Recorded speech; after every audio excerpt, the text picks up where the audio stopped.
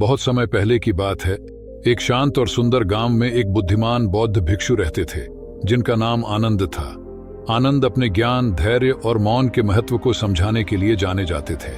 वे अक्सर गांव वालों को सिखाते थे कि चुप रहना कैसे हमारे जीवन में शांति और संतुलन ला सकता है। गांव में एक युवा व्यक्ति था जिसका नाम सूरज था। सूरज बहुत बातूनी और उत्साही था। वह हर समय बोलता रहता था, चाहे उसकी बातों का कोई महत्व हो या नहीं। उसकी आदत थी कि वह किसी भी चर्चा में अपनी राय देना चाहता था, चाहे वह सही हो या गलत। उसकी इस आदत से लोग परेशान रहते थे, लेकिन वह खुद इस बात को नहीं समझता था। एक दिन गांव के कुछ लोग आनंद के पास आए और सूरज की आदत के बारे में शिकायत की। आनंद ने मुस्कुराते हुए कहा, मुझे सूरज से बात करनी होगी। अगले दिन आनंद ने सूरज को अपने आश्रम में बुलाया। सूरज खुशी खुशी वहां पहुंचा और बोला, गुरुजी, आपने मुझे बुलाया? आनंद ने धीरे से कहा, हाँ सूरज, मैं तुम्हें एक कहानी सुनाना चाहता हूं, क्या तुम सुनोगे? सूरज ने उत्सुकता से कहा, जी गुरुजी, मैं जरूर सुनूंगा। आनंद ने कहना शुरू किया, बहुत समय पहले की बात है। एक राजा था जो बहुत ज्ञानी और न्यायप्रिय था। उसका एक वफादार मंत्री था जिसका नाम चंद्र था। चंद्र राजा का प्रिय था और हमेशा उसकी सलाह मानता था। लेकिन एक बात थी जो चंद्र को परेशान करती थी। राजा की आदत हर छोटी बड़ी बात पर तुरंत प्रतिक्रिया देने की थी। राजा को बोलने की आदत थी, चाहे वह आवश्यक हो या नहीं। चंद्र ने सोचा कि राजा को चुप रहने के महत्व के बारे में सिखाना चाहिए। एक दिन चंद्र ने राजा से कहा, महाराज, मैं आपको एक महत्वपूर्ण बात बताना चाहता हूं। राजा ने कहा, बिल्कुल, बताओ चंद्र। चंद्र ने कहा, महाराज, क्या आप जानते हैं कि मौन में कितनी शक्ति होती है? कभी कभी चुप रहना ही सबसे बुद्धिमानी होती है। राजा ने इसे हल्के में लिया और कहा, मैं समझता हूं, लेकिन मैं तो राजा हूं, मुझे बोलना ही पड़ता है। चंद्र ने राजा को एक परीक्षण की सलाह दी। उसने कहा, महाराज, आइए एक सप्ताह के लिए एक प्रयोग करें। इस दौरान आप केवल तभी बोलेंगे जब बिल्कुल आवश्यक हो। देखें कि इसका क्या परिणाम होता है। राजा ने चंद्र की बात मान ली और परीक्षण शुरू हो गया। अगले कुछ दिनों में राजा ने पाया कि जब वह कम बोलता है तो लोग उसकी बातों को अधिक गंभीरता से लेते हैं। उसने देखा कि उसकी समझदारी और निर्णय लेने की क्षमता बढ़ रही है। राजा ने महसूस किया कि जब वह चुप रहता है तो उसे सोचने और सही निर्णय लेने का अधिक समय मिलता है। वह अपनी गलतियों को भी बेहतर ढंग से समझ सकता था। इस प्रयोग के अंत में राजा ने चंद्र को बुलाया और कहा, चंद्र, तुम सही थे। चुप रहना वास्तव में बहुत महत्वपूर्ण है। इससे मुझे शांति और संतुलन मिला है।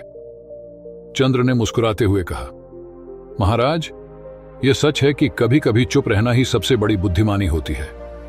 मौन में शक्ति होती है और यह हमें आत्मसंयम और समझदारी सिखाता है। सूरज ने गहराई से सोचा और फिर आनंद की ओर देखा। गुरुजी, क्या आप कहना चाहते हैं कि मुझे भी कम बोलना चाहिए और चुप रहना सीखना चाहिए?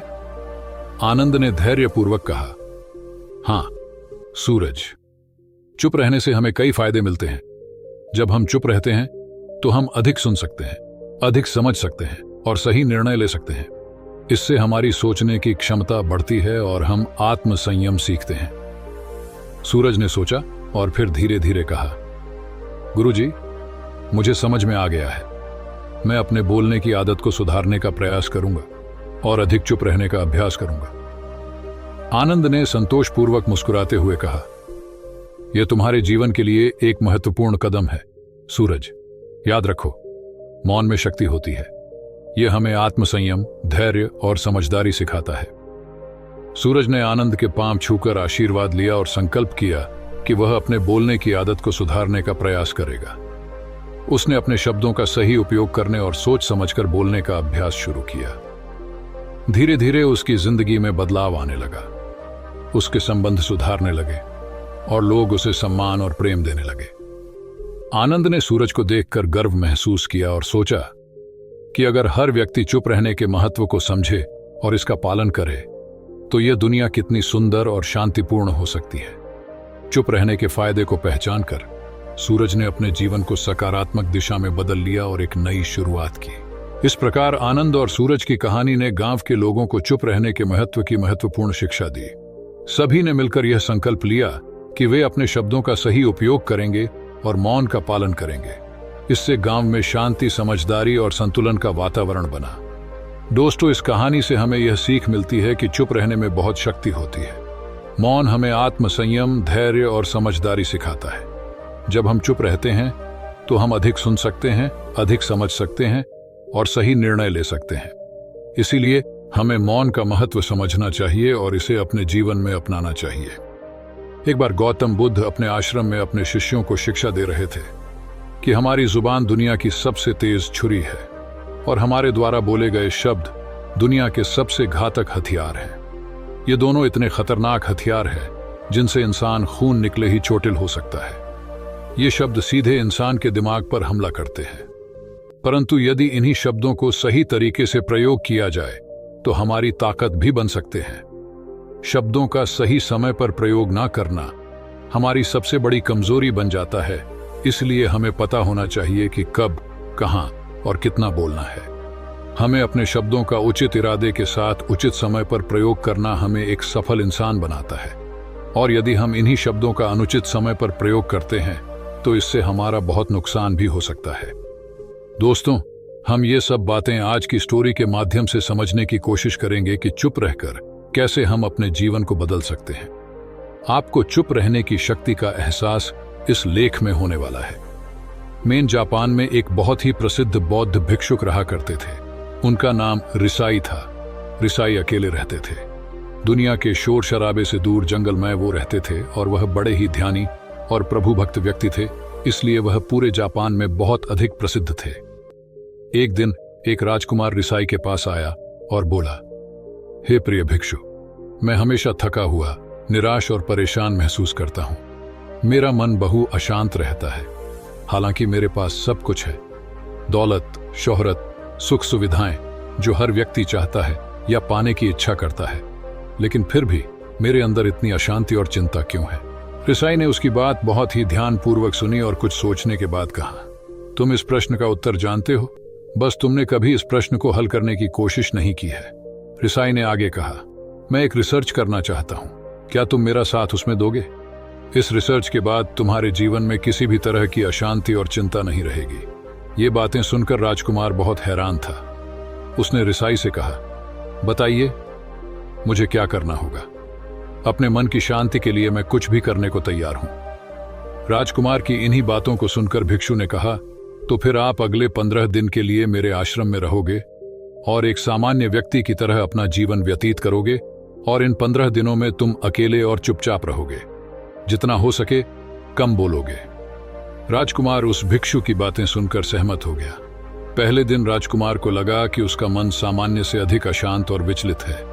उसके मन में तरह तरह के विचार आ रहे हैं और वह आम लोगों की तरह जीवन जीने में असहज महसूस कर रहा है। उसे अंदर से बोलने की इच्छा हो रही थी, लेकिन वह चुपचाप रहा। उसके मुंह से एक भी शब्द नहीं निकला, बस वह चुपचाप बैठा रहता। लेकिन रात होते होते उसे अंदर ही अंदर शांति का अनुभव होने लगा। उसके लिए यह अनुभव अजीब था। वह खुद से पूछ रहा था कि वह अंदर ही अंदर इतना खुश क्यों है और उसकी आंतरिक बेचैनी और चिंता कम क्यों होने लगी है। अगले दिन राजकुमार अकेला चुपचाप बैठा रहा और वह प्रकृति को निहार रहा। वह पौधों को, फूलों को, आकाश में उड़ रहे पक्षियों को, वह अपने जीवन में पहली बार यह अद्भुत दृश्य महसूस कर रहा था कि उसके पास कितनी सुंदरता है। वह दिन भर प्रकृति की सुंदरता को निहारता रहता और उसकी ताजगी को महसूस करता रहता। इसी तरह से 10 दिन बीत गए और उसके मन की सारी बेचैनी, सारी हलचल, सारी उथल पुथल और सारा तनाव गायब हो गया। 11वें दिन की सुबह राजकुमार फिर से एकांत में बैठ गया और कुछ ही मिनटों में उसकी आंखें अपने आप बंद हो गईं और वह गहरे ध्यान में चला गया। वह पूरे दिन वहीं पर आंखें बंद करके बैठा रहा और गहरे ध्यान में डूबा रहा। न कोई शब्द, न कोई चिंता। राजकुमार भीतर से असीम शांति और आनंद से भर गया। राजकुमार अपने बाकी के 4 दिन इसी तरह गहरे ध्यान में व्यतीत करने के बाद 15 दिन बाद रिसाई के सामने प्रस्तुत हुआ और रिसाई को प्रणाम करके, प्रिय भिक्षु, मुझे उत्तर मिल गया कि मेरे मन में इतनी उथल पुथल और चिंता क्यों थी। मैं जान गया कि मेरा मन इतना अशांत और विचलित क्यों था। रिसाई मुस्कुराते हुए पूछा, बताओ क्या उत्तर मिला तुम्हें? राजकुमार ने कहा, मैं आवश्यकता से अधिक बातें करता था। मैं किसी पर भी अपने शब्द और ऊर्जा व्यर्थ करता था। मैं दिन भर अपने लोगों से फालतू की बातें करता रहता और फिर उन्हीं के बारे में अकेले में सोचता रहता और ज्यादातर समय नकारात्मक ही सोचता रहता। इस तरह मैं बस अपना समय बर्बाद कर रहा था। ज्यादा बोलने और नकारात्मक सोचने की वजह से मेरा मन अशांत और बेचैन हो गया था और इसी वजह से मैं किसी भी काम को ठीक से नहीं कर पा रहा था, जिसकी वजह से मैं हर काम में असफल होने लगा। और फिर इन्हीं लगातार मिलने वाली असफलताओं की वजह से ही मैं और भी उदास और चिड़चिड़ा हो गया। इन्हीं सभी चीजों की वजह से मेरा जीवन नष्ट हो रहा था, लेकिन यहां पर बिताए हुए 15 दिन मेरे लिए पूरी तरह से अलग थे। मुझे कुछ अलग ही एहसास यहां पर हो रहा था। अब मुझे ऐसा लग रहा है मैं अपना जीवन पूरी तरह से जी रहा हूं, लेकिन इससे पहले मैं अपना जीवन गलत तरीके से जी रहा था। और मैंने यह भी सीखा कि हमें सिर्फ ध्यान करने की जरूरत नहीं है। ध्यान अपने आप होता है जब हम इस शांत और मौन होते हैं। ध्यान के पिछले कुछ दिनों के दौरान मैंने जो पहली चीज सीखी वह यह है कि मनुष्य के जीवन की सबसे महत्वपूर्ण घटना स्वयं को जानना है। यह सुनकर रिसाई ने कहा, सिर्फ तुम ही नहीं, दुनिया में ज्यादातर लोग जरूरत से ज्यादा बोलते हैं। आज भी लोग ज्यादातर समय केवल एक दूसरे को नीचा दिखाने के लिए ही बोलते हैं। कुछ लोग ना चाहते हुए भी बातें करते हैं और अपना जीवन बर्बाद कर लेते हैं। रिसाई ने राजकुमार को चुप रहने का महत्व समझाते हुए कहा, एक बार गौतम बुद्ध से उनके शिष्यों ने पूछा, प्रिय बुद्ध, आप ज्यादातर समय चुप क्यों रहते हैं? बुद्ध ने कहा, क्योंकि चुप रहने से व्यक्ति अंदर से अनंत शांति की गहराइयों में होता हूं। मौन अपने भीतर उतरने की पहली सीढ़ी है। मौन के बिना स्वयं को जानना असंभव है। स्वयं को जानने और समझने का पहला नियम है कि मौन हो जाओ, उतना ही बोलो जितना अत्यंत आवश्यक हो। बेफिजूल की बातें करना छोड़ दो। तुम अचानक पाओगे कि 90% से भी ज्यादातर लोग व्यर्थ ही ज्यादा बोलकर अपना समय बर्बाद कर रहे हैं। न बोलने का कोई भी नुकसान नहीं है, लेकिन यदि आप ज्यादा बोलते हैं तो आप अत्यधिक गलती कर देते हैं। अगर व्यक्ति कम बोलना शुरू कर दे दो, दुनिया की 90% मुसीबतें कम हो जाएंगी, झगड़े फसाद कम हो जाएंगे, उपद्रव कम हो जाएंगे, अदालतें कम हो जाएंगी। अगर लोग थोड़ा चुप रहना सीख लिए, संसार की बहुत सारी समस्याएं हैं, बहुत सारा उपद्रव सिर्फ बोलने से पैदा होते हैं। सारी बात मौन सीखने की है। जब तुम नहीं बोलते तब तुम एकांत में अकेले हो गए। भरे बाजार में भीड़ में खड़े हो नहीं बोलते। हिमालय के शिखर में पहुंच गए। जिसने मौन की कला जान ली, वो भीड़ में भी अकेले होने की कला जान लेता है। वो अपने भीतर ही डुबकी लगाने लगता है। एकांत में तो आदमी स्वर्ग में है। दूसरे की उपस्थिति ही बेचैनी पैदा करती है। पहले तुम्हें चुप रहने की शक्ति को धारण करना होगा। इससे तुम अधिकतर ऊर्जा को बचा लोगे और फिर इस स्थिति में पहुंच जाओगे कि तुम कम बोलने लगोगे। अगर तुम किसी के यहां पर जा रहे हो और परेशान हो जाओ, तो ऐसे में उचित है कि आंखें बंद कर लो और अपने में खो जाओ। वहां से आपको ताजगी महसूस होगी, क्योंकि तुम्हारे अंदर ही जीवन का वो स्रोत छिपा हुआ है, वह किसी दूसरे में नहीं है। इसके बाद राजकुमार उस रिसाई से पूछते हैं, आखिर कौन हमें अपने अंदर तक लेकर जाएगा? ये बातें सुनकर रिसाई बुद्ध कहते हैं, तुम्हें स्वयं ही अपने अंदर उतरना होगा और वहीं से परम राज्य जीवन का आनंद ले पाओगे। आनंद का यहीं से जन्म हुआ है, यहीं से तुम मौत में डूब जाओगे। यही तुम्हारा सूरज उदय होगा और यहीं से अस्त होगा। इसी प्रकार तुम बार बार डुबकी लगाओ। जब भी तुम डुबकी लगाकर लौटोगे, वहां से तुम पाओगे। फिर ताजगी भरी जीवन की नई संपदा मिलेगी। इस नई शक्ति के जन्म होने से तुम्हारी थकान गई, उदासी गई, चिंता गई। जैसे कोई स्नान करके लौटता है तो शरीर शीतल हो जाता है, शांत हो जाता है। ऐसे ही जब कोई भीतर से साफ होकर वापस आता है, मौन में स्नान करके लौटता है, तो समस्त अस्तित्व, समस्त व्यक्तित्व शांत और मौन हो जाता है, आनंदित हो जाता है। जब तुम आंतरिक मौन की उस पराकाष्ठा पर पहुंच जाओगे, तब तुम पाओगे कि बोलने से भी तुम्हारा मौन खंडित नहीं होता, वो बना ही रहता है। उसकी एक अंतर्धारा लगातार तुम्हारे भीतर बहती रहती है। तुम बोलते तो हो, तुम शब्द का उपयोग भी करते हो, लेकिन वो तुम्हारे मौन को खंडित नहीं कर पाती। एक बार गहरे मौन में स्थिर हो जाओ, फिर तुम्हारी वाणी में भी मिठास आ जाएगी। तुम्हारा बोलना संगीतपूर्ण होगा, तुम्हारा बोलना सत्य होगा। तुम बोलोगे तो दूसरों पर भी शीतलता छा जाएगी। जैसे ही तुम अंदर से चुप होते हो, तुम इतने शक्तिशाली होने लगते हो कि समाज की निर्भरता तुम छोड़ने लगते हो। और तुम्हारे जीवन में एक मस्ती आती है जो केवल दीवानों के जीवन में होती है। तुम्हारे चेहरे पर एक नई रौनक आ जाती है, तुम्हारी आंखें किसी अमृत के समान हो जाती हैं और तुम अनंत शांति के समुद्र में डूबने लगते हो। इतना कहकर भिक्षु रिझाई ने अपनी बात खत्म की और वो मौन में चले गए। राजकुमार उनका धन्यवाद कर कर अपने महल में चला गया। दोस्तों, आपने भी अनुभव किया होगा कि बहुत ज्यादा बात करने से दिमाग अशांत हो जाता है, जिससे हम अपने दिमाग पर नियंत्रण खो देते हैं और साथ ही अपना ध्यान भी खो देते हैं। जो लोग बहुत ज्यादा बोलते हैं उनके पास किसी एक काम पर ध्यान केंद्रित करने की काबिलियत नहीं होती। वो अपने किसी भी लक्ष्य पर पूरी तरह से केंद्रित नहीं कर पाते। अगर हमारा दिमाग एक जगह केंद्रित नहीं है तो हम जीवन की सच्चाई नहीं समझ पाते और ना ही मनचाही सफलता कभी हासिल कर पाएंगे।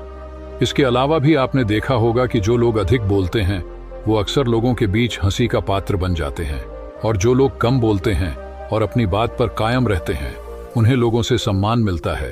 लोग उनकी बातों को सुनते हैं और उन पर भरोसा भी करते हैं।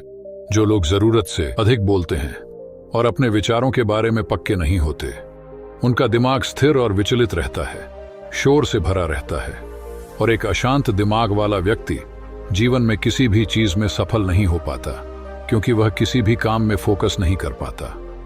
यदि किसी व्यक्ति को यह पता है कि उसे कब, कहां और क्या बोलना है, तो वह व्यक्ति सच में बहुत बुद्धिमान है, और ऐसा व्यक्ति जहां भी जाता है उसका व्यक्तित्व आकर्षण का केंद्र बन जाता है, और वह जो कुछ भी करता है उसमें सफल अवश्य होता है।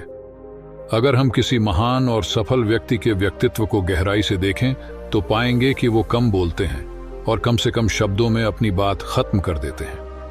वो बोलने से पहले वो चीजों और जिसके बारे में उसे बोलना है उनके बारे में गहराई से सोचते हैं।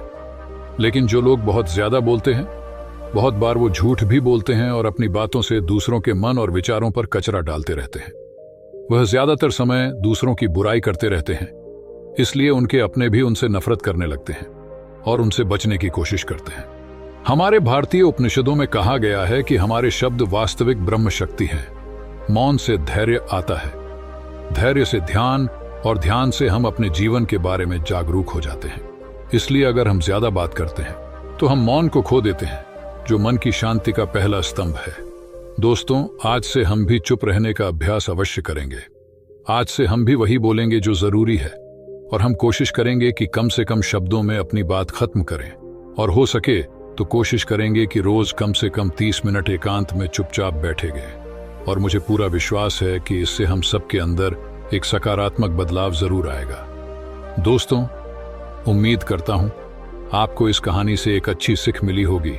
ये कहानी आपको कैसी लगी हमें कमेंट बॉक्स में कमेंट करके जरूर बताएं, और साथ ही इस कहानी को अपने दोस्तों के साथ जरूर शेयर करें ताकि उन्हें भी इस कहानी से कुछ सीखने को मिल सके। धन्यवाद।